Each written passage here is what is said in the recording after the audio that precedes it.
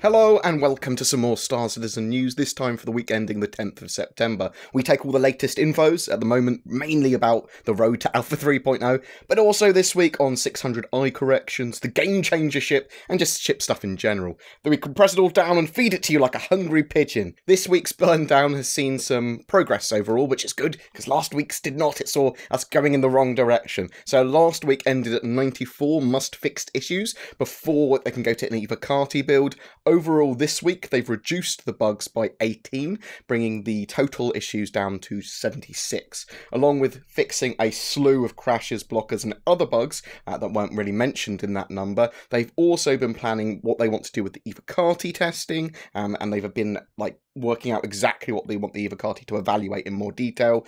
They've been reiterating that issues can happen that are unforeseen with this burn down and bug fixing process. Bugs can appear from fixes that they put in, but conversely, they can fix one bug and it leads to a fix of stacks and stacks of bugs very quickly that bug was related to. In a bit more detail with the bug quashing, there was issues with lighting where black flashes would occur on screen, and then when you got closer to a particular lighting source, they would become more extreme. This is actually due to the system trying to do something impossible with negative numbers, and then basically smearing the lighting results on screen. Having a closer look, it appears that this was an issue with fog lighting, and they just needed to correct the vector to fix it. Shops and admin offices will be general purpose areas to drop off mission packages, but also might be truck stops and item shops and that sort of stuff.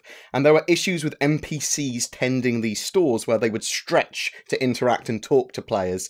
They've added some animations to prevent that from happening, and now everything is a lot more smooth. They are reworking the turrets for all ships and the rover, and they've defined dead zones and active zones, and that affects how the turrets turn, and you should get a much more smoother experience there. Also, when you get into a seat in a turret, you will turn while you're getting the seat ready now. The turrets are basically mini vehicles that have components and seats in them, and the existing code didn't differentiate between a turret and a ship. Now they've defined the uses of seats more accurately to affect turrets and ships differently.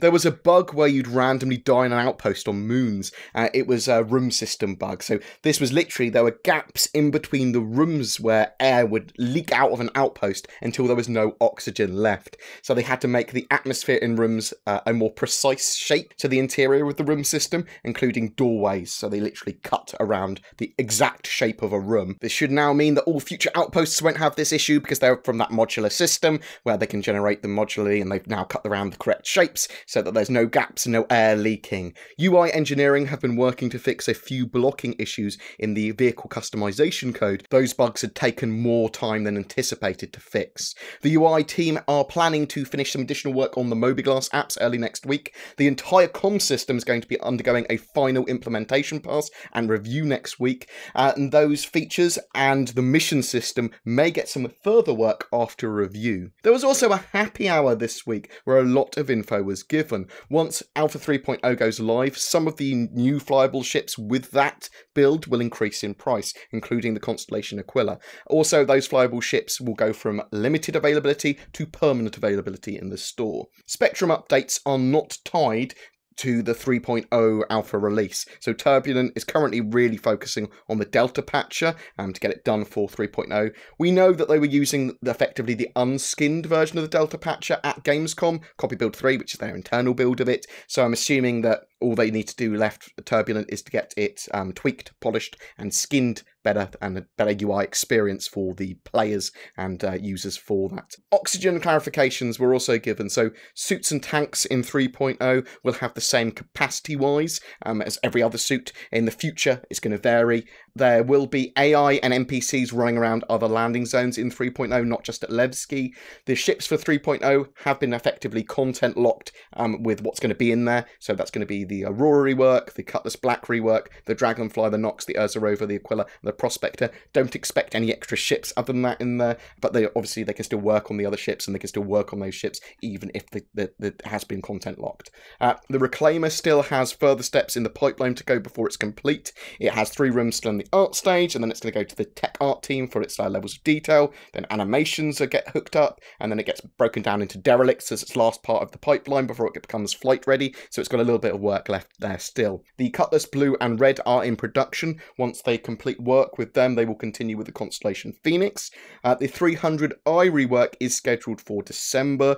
Work on the Banu Merchantman and the Carrack hasn't started yet, but hopefully that will begin before the end of the year. They are working on alien languages, focusing on Xi'an at the moment. There will be more information about the Origin X1 coming out in the next few weeks. Now, I think this implies that it's going to be the next concept cell by the end of September. It's also been suggested or implied that after that concept cell, there will be the Game Changer going on concept cell. Now, this will place it around CitizenCon, and I suspect that's a very sensible thing. In Ben's Day with Batgirl this week, they did elaborate a little bit more on what that Game Changer may be. It's going to be a big civilian job, it's important mechanically, and it's going to go on concept cell this year. So you can see, I do think it will be at CitizenCon, but again, I'm just pulling that out of my ass, I just assume. In regards to the 600i, they are going to be releasing some more information to correct the Q&A. The 600i will be able to do some types of VIP mission. It's not mechanically neutral. It will be able to do some cool missions.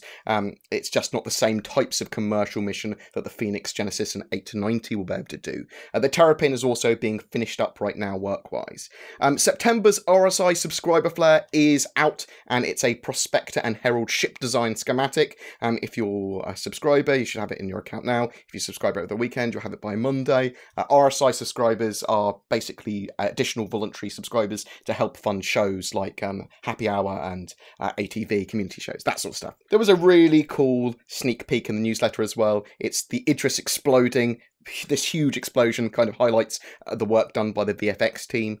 There was also a feature in ATV looking at stamina and the actor status system. I've linked the timecode in the comments to that piece because it was very long, but I've also done a summary on that subject as well. Again, links below. Every month we give away a ship. For September, it's a Nox Q. All you need to do is be subscribed to my YouTube channel and comment on any of my Star Citizen videos during the month. Do you have any questions for me about, well, I can't really answer much about the Game Changer, but about Alpha 3.0, about Star Citizen's development in general, about CitizenCon, about anything else we've discussed today? A special thank you to my Patreons who allow me to create the amount of content I do. If you're interested in becoming one of them, then there's a link to Patreon below, as well as everything else we've discussed. Please don't forget to like and subscribe, as it really does help me, and I will see you in the verse.